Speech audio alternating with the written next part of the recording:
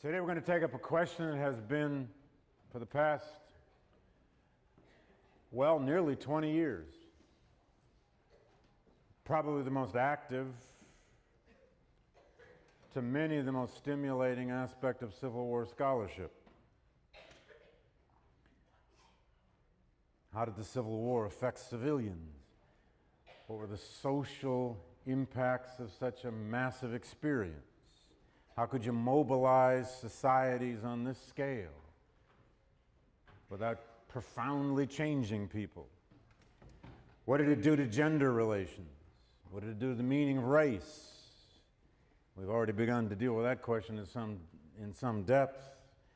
How this war would transform the Constitution, transform American political culture, transform the lives of African Americans, and more on that in time. But of course, social history won the revolution in American history. Oh, somewhere back in the 70s and 80s, everybody wanted to be a social historian.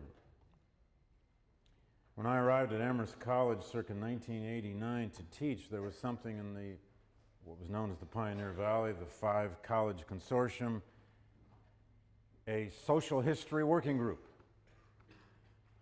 And I remember asking, can you give a paper if it's not social history?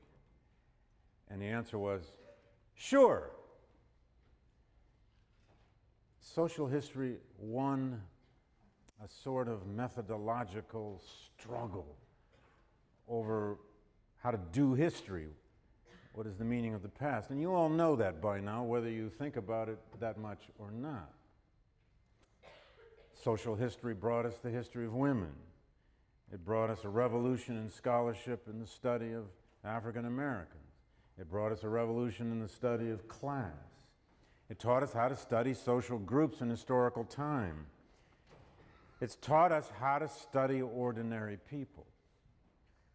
But, and then I'll get off this historiographical high horse, it's remarkable how much Civil War historians, focused as they were so much on an event, focused so much as they were so often for generations, as many put it, on headquarters. The headquarters of generals and the thousands of dispatches they wrote, because those were the sources, or the headquarters of the government, the president, commander of the armies. Focused so much on an event from headquarters.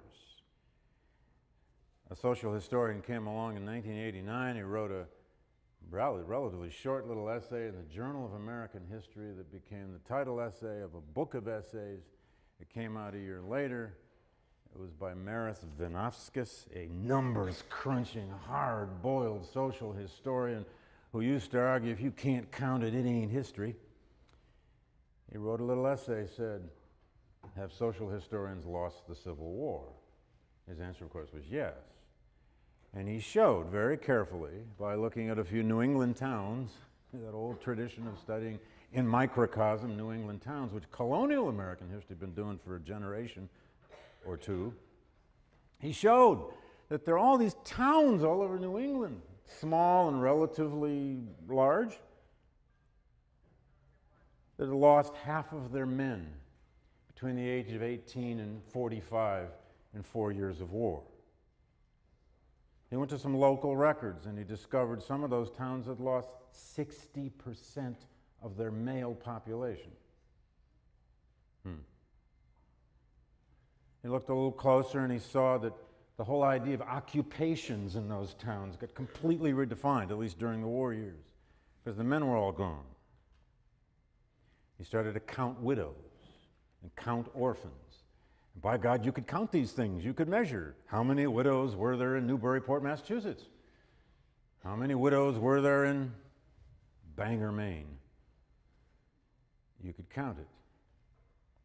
It stimulated a small revolution in scholarship, and it runs unabated as we speak. And in some ways, the most important kind of history done on this, there's two kinds. It's the kind of new women's history you're reading in Drew Faust's book, Mothers of Invention. Wonderful title. I don't know if any of you remember the old song by that title, but it's worth thinking about. There's an irony in there somewhere. At any rate, you get a book like Drew Faust, which stands on the shoulders of other books like it, but a book that went and read thousands of Southern women's letters and diaries to try to understand how did this war affect Southern white women. And she has many answers to that, including the somewhat bold argument at the end of that book that it was women in part. An argument that has been tested by other scholars and even backed off from a bit by Drew herself, but she ends the book at least with a suggestion that the sheer weight of the burden of the war on Southern white women and the thousands upon thousands of letters in which they expressed that to their mates, their husbands, their brothers, their sons at the front, that it was in part Southern white women that made the South give up the war. And the other part of that social history revolution has been, of course, among military historians themselves, who discovered the ways that had always been there, and there were pioneering works on this as early as the 1950s by a scholar named Bell Wiley, who wrote two thick volumes, one in 1954 or 55, one entitled Billy Yank and the other entitled Johnny Reb. And lo and behold, what that was is the beginning of a tradition of studying the common soldier, his experiences, his terrors, his horrors, his stomach problems, his dysentery, his disease, his death, and above all, influenced greatly by the field of psychology and influenced greatly by the rise of gender history. Male military historians went to those common soldiers and began to study their values, their ideas, their sense of manhood, their sense of the idea of courage, and what that meant in the 1860s in a mid-Victorian society like the United States. And when that set of values by which men, young and old, defined themselves as men collided with modern total war, what did it do to them? And of course they, being the male military historians of the 1980s, 90s, were themselves greatly affected by the experience of the Vietnam War. Now, with that little bit in mind, let me suggest something that is timeless about this question of the social impact of war. And then I'll get on to the substance of how the war affected Southern society, Northern society, and the like. These are excerpts from letters from a soldier in Iraq. His name is Juan Campos. They're actually emails. Juan was 27 years old. He wrote this to his wife on December 12th, 2006. Hey, beautiful. Well, we were on blackout again. We lost yet some more soldiers. I can't wait to get out of this place and return to you where I belong. I don't know how much more of this place I can take. I try to be hard and brave for my guys, but I don't know how long I can keep up. Excuse me. You know, it's like every time we go out, anytime bump or sounds freak me out. Maybe I'm just stressing. Oh, hopefully it'll get over. You know, you never think that anything is or can happen to you. At first you feel invincible, and then little by little things start to wear on you. That letter goes on and on, ends of course with tell his 8-year-old son hello. Tuesday, October 3, 2006, mood gloomy. The life of an infantryman is never safe. How do I know? I live it every day. I lost a good friend of mine just 2 days ago to an enemy sniper.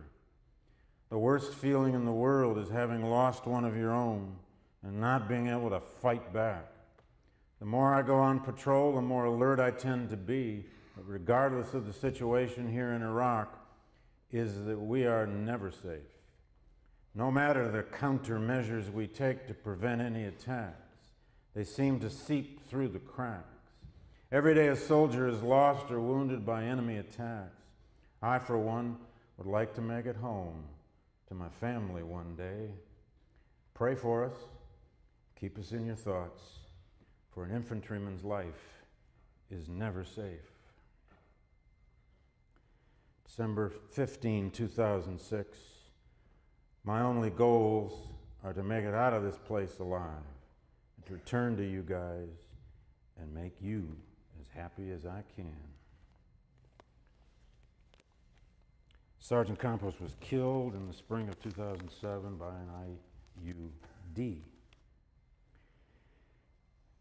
This is a letter from the front by Charles Brewster, dated May 15th, 1864.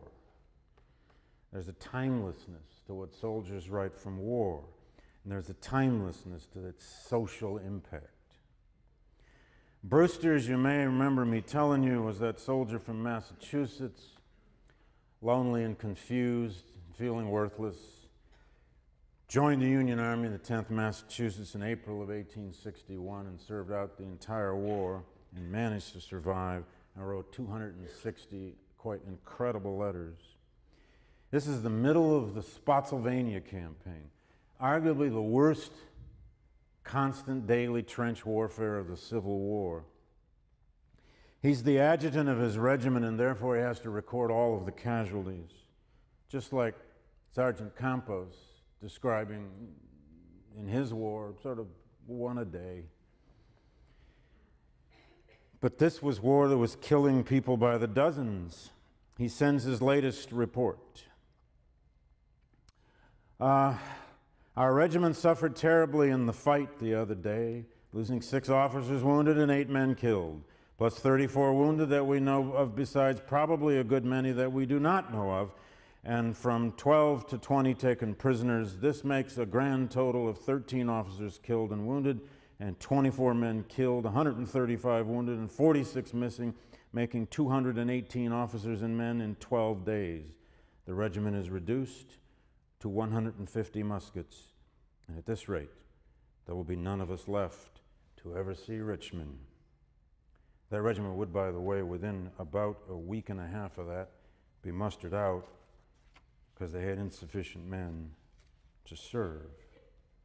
But he ends this letter with what he describes as the most terrible sight he ever saw. We're encamped on a splendid plantation, and the corn and the wheat is growing finely, or rather was before we came, but I am afraid the crops will be very small this year down here. We have not seen our wagons since we started, and I'm getting sadly dilapidated. My rear is entirely unprotected. I have worn the seat of my pants and drawers entirely off. The most terrible sight I ever saw was the rebel side of the breastwork we fought over the other day.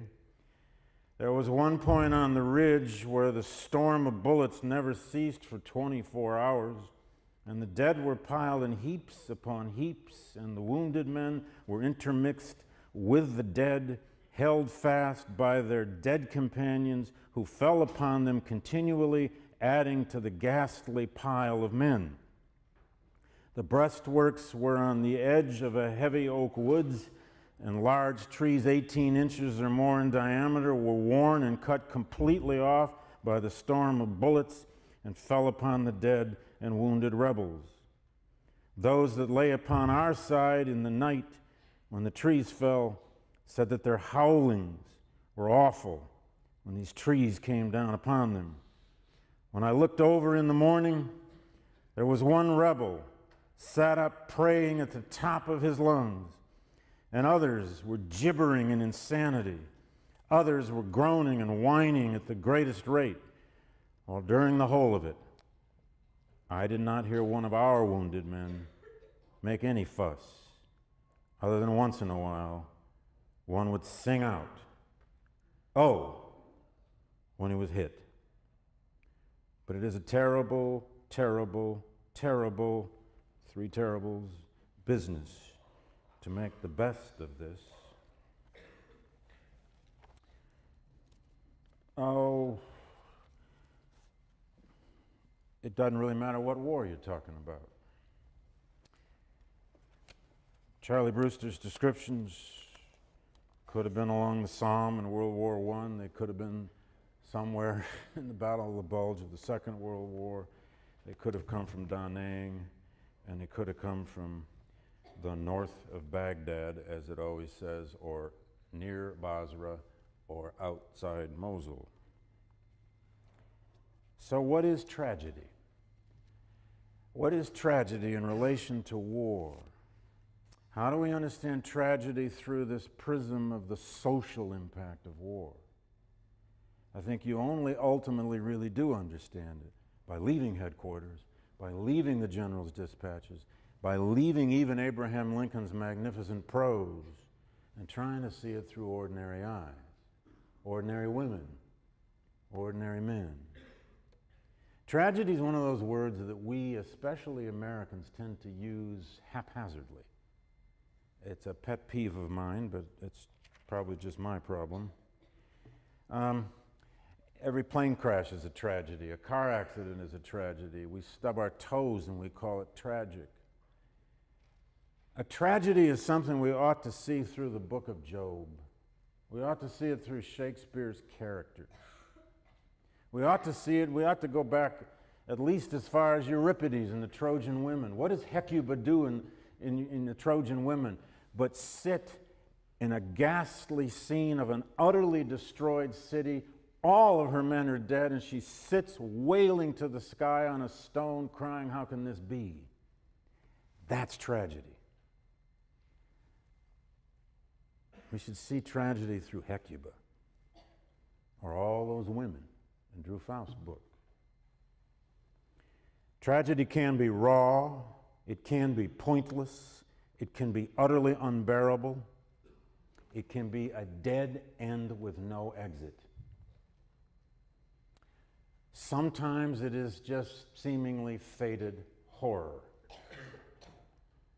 But sometimes tragedy, throughout its literary history, and in therefore how we tend to use it, tragedy can also be affirmative. It can even be cathartic. And we sometimes can find ways to make it redemptive. It should never be treated with triumphalism. It requires a certain mood. Rebecca Harding Davis, a wonderful American writer who experienced the war, left us this quite amazing little description of what I would call a simple picture of tragedy. She was in a tiny Pennsylvania town. It doesn't even name it. And it's 1864. And she describes a scene she witnessed at a train station. I quote her. "Nobody was in sight but a poor, thin country girl in a faded calico gown and sunbonnet. She stood alone on the platform waiting. A child was playing beside her.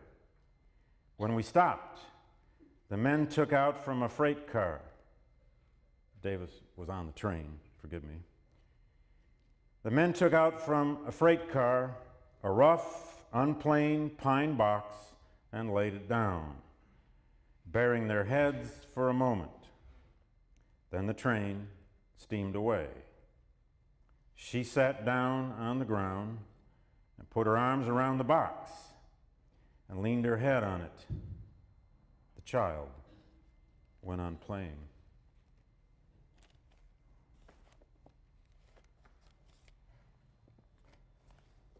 We don't know her name. We don't even know what town.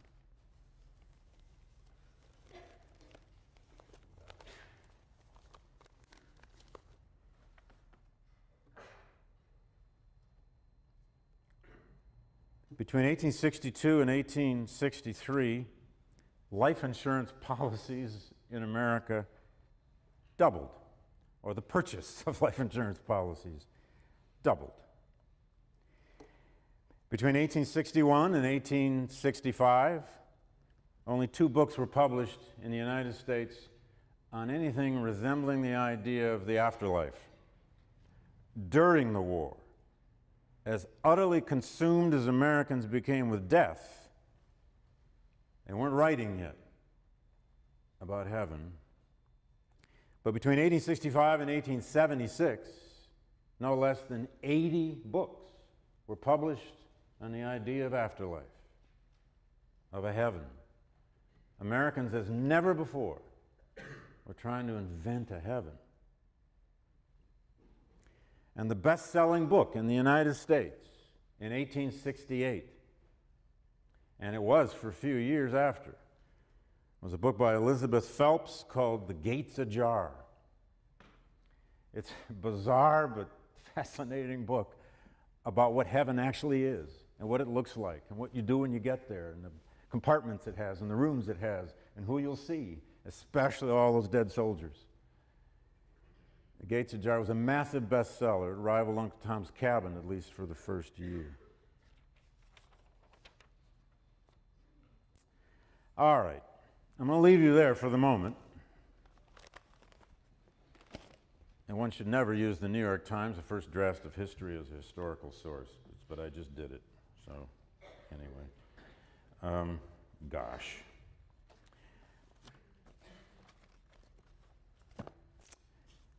Now, the Civil War as social history. Well, the people who really started this, of course, were Charles and Mary Beard, writing back in the 1920s. It was Charles and Mary Beard in their economic interpretation of this, or in their famous book, their big book, The Rise of American Civilization, who said this, and this is the challenge in some ways, to all those who would refocus from the event itself onto the social process or onto ordinary people experiencing the event. The Civil War, the Beards wrote, I quote, was a social war, ending in the unquestioned establishment of a new power in the government, making vast changes in the arrangement of classes, in the accumulation and distribution of wealth, in the course of industrial development. The war was a social cataclysm in which the capitalist, laborers, and farmers of the North and West drove from power in the national government the planting aristocracy of the South. Now, that's a fairly clear interpretation or judgment. The Beards went on then, in the next paragraph actually, to call it the Second American Revolution, and I quote Beard, in a strict sense, they said, the First American Revolution. The Beards' revolution in the Civil War was a social, economic revolution. And they made an elaborate argument for how this war transformed the economy, transformed the nature of the government, and transformed forever the relationship of labor and capital. But was the Civil War ultimately a victory for big business over the agrarian South? It's been a question we've debated over and over and over and over. We stopped debating it for quite a while, frankly. That debate seemed like an old fossil when I was in graduate school. Nobody wanted to be a Beardian anymore. We were all going to be cultural social historians. But it's very interesting how the debate has come back. Was the Civil War largely a clash of economic forces, destined to overwhelm, with one force, either free labor or slave labor, going to overwhelm the other? The Beards and the Rise of American Civilization, in its 500-odd pages, almost never mention the word slavery. To the Beards, economic forces were these inanimate forces in the world. They kind of operated on their own. There wasn't that much human agency. Did the Civil War explode industrial growth, or did it actually slow it? You can get arguments on both sides. The best research now shows us that the war itself was not necessarily the single most important engine of America's great industrial expansion or the birth of the American Industrial Revolution, with plenty of scholarship now that shows us that that revolution is much older than the Civil War, that the real launching pad of American industrialization, or the launching period if you want, to find it, you got to go back at least to the 1830s and probably the 1820s. You can begin to measure this. GNP in the United States, which I guess we call GDP now, don't we? Is that right? It used to be GN. Is GDP now? Gross domestic product. Was about 1.62 billion in 1840. It was about 2.4 billion in 1850. And on the eve of the Civil War in 1860, it was about 4.1 billion. So GDP had more than tripled from 1840 to 1860. That shows us that there's an industrial revolution already happening. There were 9,000 railroad miles in 1850 in the United States. There were 21,000 in 1860. The 1850s is a great launching decade of industrialization. Now, I'm going to give you a counter-argument to that in just a minute. But there are two economists named Claudia Golden and Frank Lewis who have estimated the actual price of the American Civil War. They put a price tag on it. The cost of lives lost and of wounds that reduced productivity, these are their variables and their factors, the cost of lives lost and wounds that reduced productivity, as well as property destroyed, and factoring in government expenditures to fight the war, which were humongous, and I'll state some of them in a moment, Golden and Lewis concluded that the overall cost of war was about $6.5 billion to fight it. In today's dollars, that would be about $145 to $150 billion today to fight the 4 years of the Civil War. This amount would have allowed the Fed, this is Golden and Lewis's argument, by the way. This is what economists can do with history if they so wish. This amount would have allowed the federal government, that 145 to 150 billion, it would have allowed the federal government to purchase and free all 4 million slaves in 1860 at market prices, give each family 40 acres and a mule, and still they'd have had $3.5 billion left over for reparations for former slaves. That's Golden and Lewis's argument. I noticed it didn't get much of a rise out of you. But it's an interesting set of numbers. History, of course, intruded. During the war years, the war retarded economic growth in some sectors, but in the long run, especially in northern cities and towns, and especially with the mass mobilization now stimulated by the federal government, the war expanded the economy like nothing ever had before so fast. It just depended on where you lived. But stop for just a moment now, with all these measures or numbers in your head, if you can, and just ask for a moment, what can social history measure and what can it not measure? It can measure very important things, and I'm going to give you some more numbers in a minute. Social history can measure demographic change. It can measure death, disease, and casualty rates. It can measure industrial production. It can measure loss of civilian pursuits. It can measure the number of women who enter the workforce. It can measure government expenditures. It can measure budgets. It can even measure the basic social impact on a town, a locality, a community.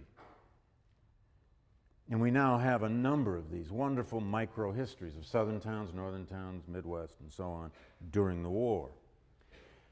But how do you measure other social factors? And this is one of those questions that makes history endlessly necessary, useful, interesting. It attracts some of us fools to live with it forever. How do you measure despair? How do you measure loneliness?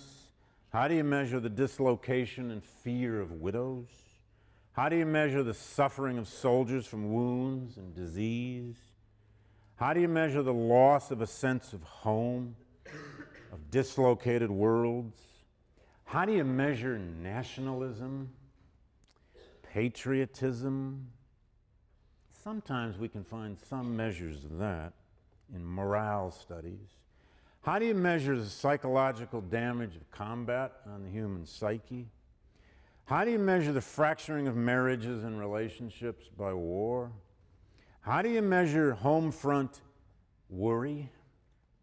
How do you measure the ways war tests and changes values, sentiments, and morality itself? How do you measure the social and moral consequences of killing people? How do you measure femininity, manhood, patriarchy? How do you measure what it meant to become free? You don't, but you do study it. Now, let me give you one other example, or maybe two. Social impact. Let's go to one of those Southern women. She gets some mentions in Faust's book because she wrote one of the great diaries and later memoirs that she then revised. This is not Mary Chestnut now, the one so often quoted in the Burns film series. This woman's name was Kate Stone. She wrote a great, well, she kept a diary that eventually was published as a book entitled Broken Burn, which was the name of her Louisiana cotton and sugar plantation. It's an amazing book because you can sort of follow the impact of this war on her psyche by following her through the years and then after the war as well. I'll pick her up right at the end. The war's all but over, and she records this in April 1865. She has now moved over to Tyler, Texas. She has refugeed her slaves, as the phrase went. She's abandoned her plantation because the Union armies took it in the Red River campaign. She's lost half of her slaves. She's lost 2 brothers in the war, and a third one has come home stone silent. He never speaks. Battle fatigue, shell shock, post-traumatic stress, who knows? They didn't have a name for it then, but he never spoke. Her silent brother was around. 2 of them are dead. All are fearfully depressed, she writes. This is April 65. I cannot bear to hear them talk of defeat. It seems a reproach to our gallant dead. And then there's some sort of last gasp bravado. And she hoped that, she said, the thousands of grass-grown mounds heaped on mountainside and in every valley of our country would still rally the South to be free or die. What bravado in a diary. And then a month later, mid-May 1865, she opened a journal entry with a definition, and it doesn't get any better than this, of the South's immediate fate, and especially the fate of women living in this kind of now physical hardship and personal isolation. She opened the entry with 3 underlined words: conquered, submission, subjugation are the words that burn into my heart, and yet I feel that we are doomed to know them in all their bitterness. She looked ahead. She began to reflect about her class and her race.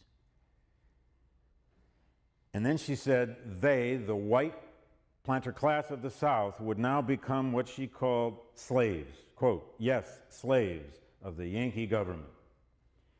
She feared the quite specific, what she called unendurable fate of blacks ruling over her. Submission to the Union, she went on, how we hate that word, confiscation, Negro equality, or a bloody, unequal struggle last we know not how long. And then in July of '65, rocking a baby in a chair in her arms, and singing all the songs she could remember, she found, she said, quote, "The war songs sicken me. The sound is like touching a new wound. I cannot bear to think of it all. I forget whenever I can." Well, it's fascinating to follow Kate Stone through time, though. She did all right. There weren't many men around, but she finally met one. This is an incredible entry where she says she started going to social events, and at one of them people were dancing, and she couldn't bear to dance. It just didn't seem right. But she finally did. She met a surviving Confederate officer, married him in 1869, lived out a life, had 4 kids, and became the local head of the United Daughters of the Confederacy in her town in Texas, and lived until 1907. Kate Stone did better than most. But Southern society went to war and paid an enormous price, of course. Civilians.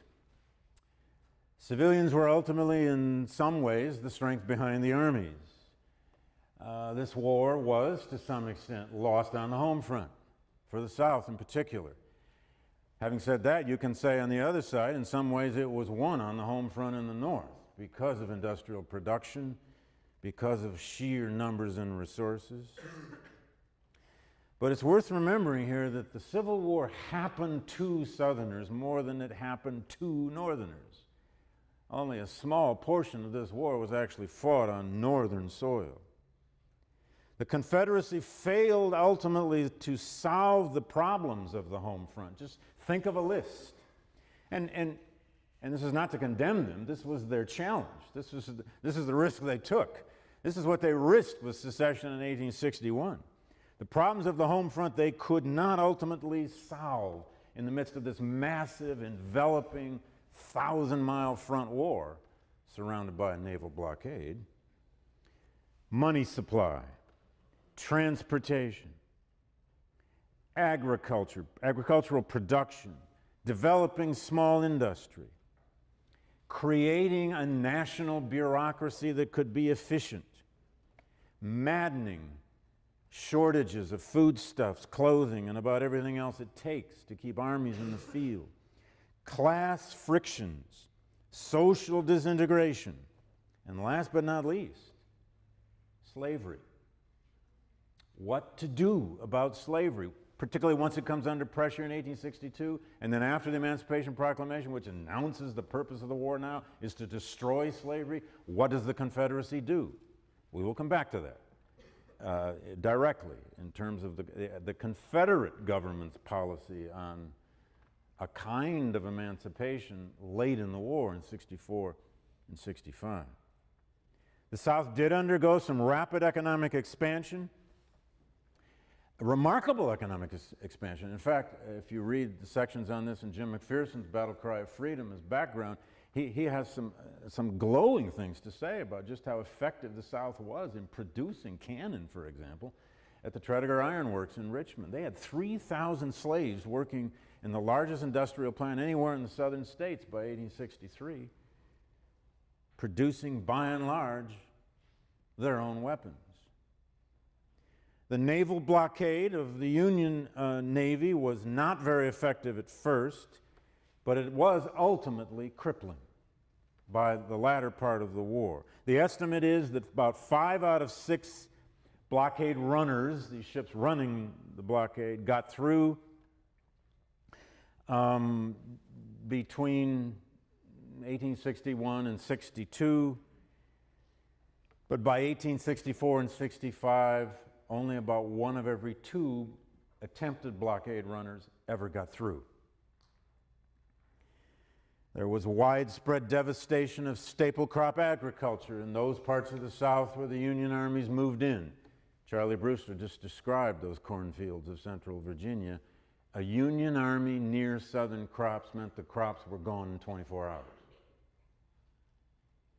In one of the world's greatest agricultural economies, people began to go hungry by late 63 and into 64.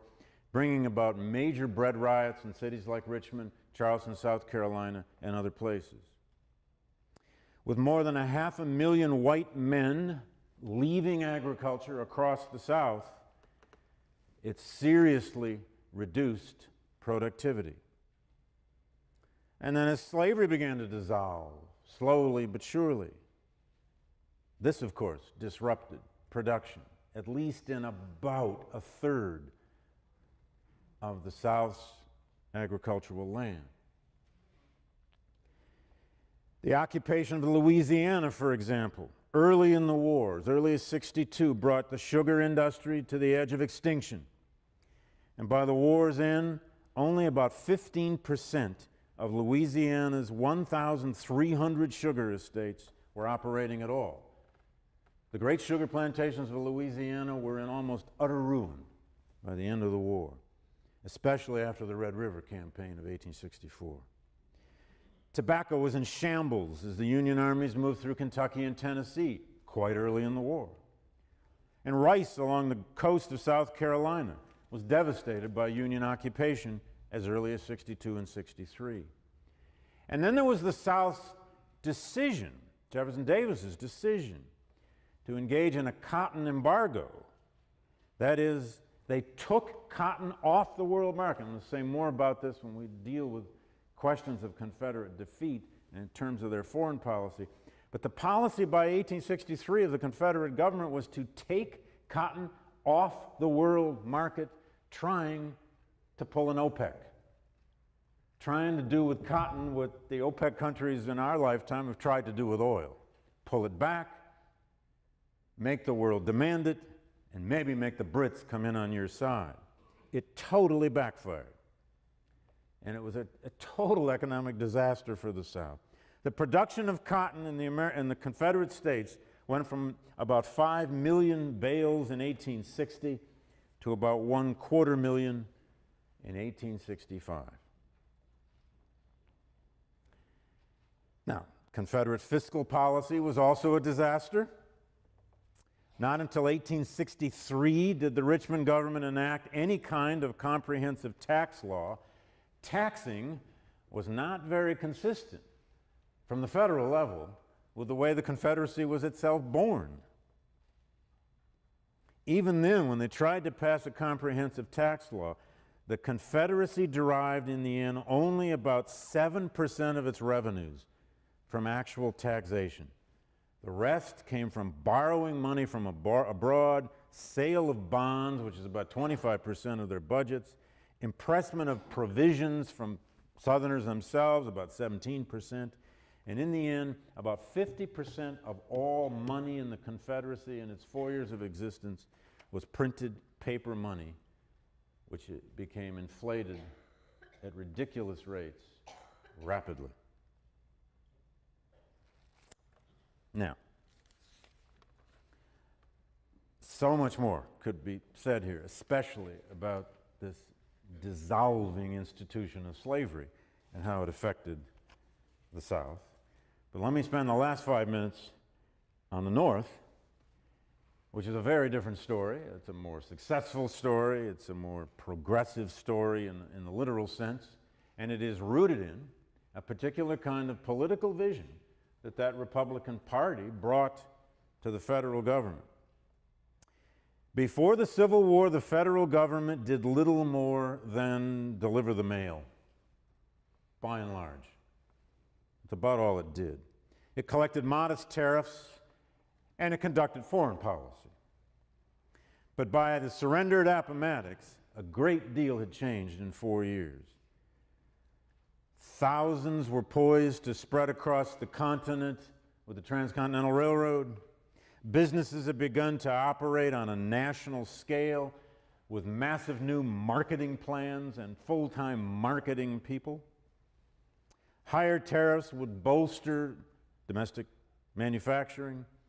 Individuals experienced the nation state and gave it their allegiance as never before. An array of new national taxes were passed.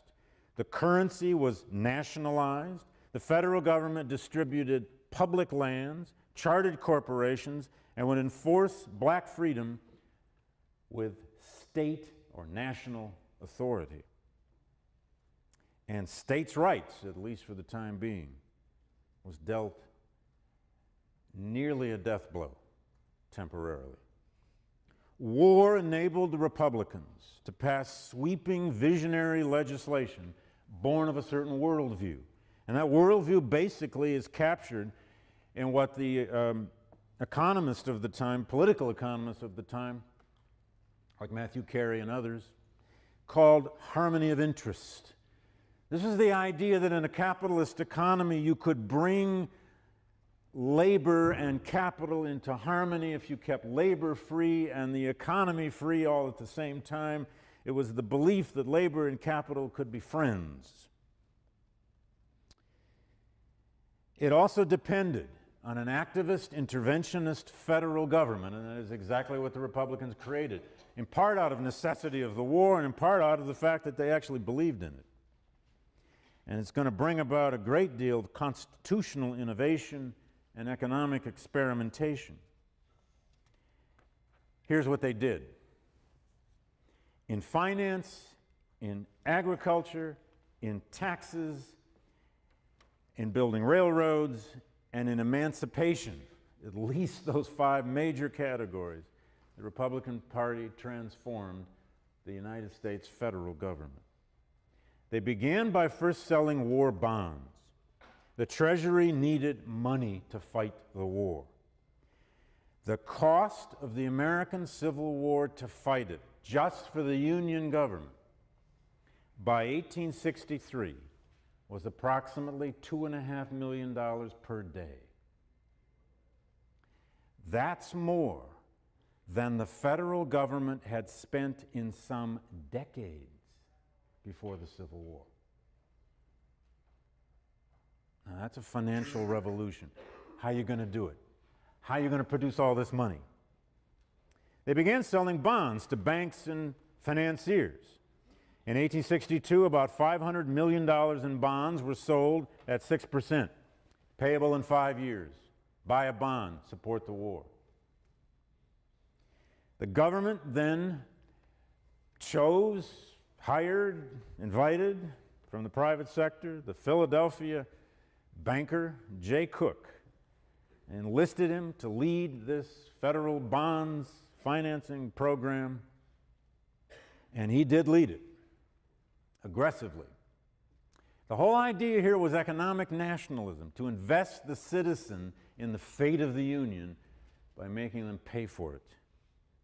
And it was in 1862 that the federal government for the first time created the greenback dollar, the paper dollar, which actually revolutionized American currency.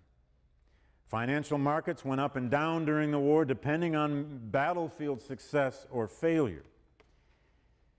But by 1863, they were financing a war, companies were making profits, and the federal government could pay its bills. It worked. The total national debt of an annual $2.5 billion was absorbed by the general population. And it was celebrated as what the Republican Party called a people's triumph. Now, I'm running into that wall of time, God help me. Let me leave you here with this. Now, the North has enormous advantages, of course, in resources and population and industry and transportation and on and on and on. And it had those New York bankers, once they could convince them to stop being anti-union and pro-union.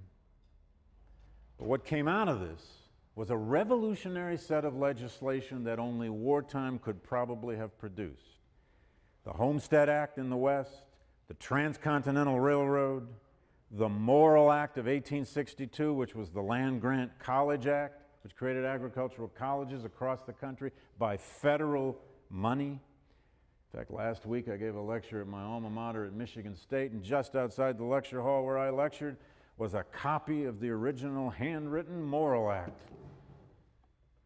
I know you don't care, but I did. because Michigan Agricultural College was the first land-grant college, and they always reminded us of that every year at freshman orientation. And really, frankly, to understand, and I'll leave you here, to understand how Northerners, the Republican Party, Lincoln himself, and at least a majority of those Union troops came to support emancipation, the freeing of black people by federal authority, you need to see it in the context of all else that this Republican Party was doing through the federal government. They were using government now as the engine of great social experimentation and change. Granted, so much of it out of necessity, some of it out of will.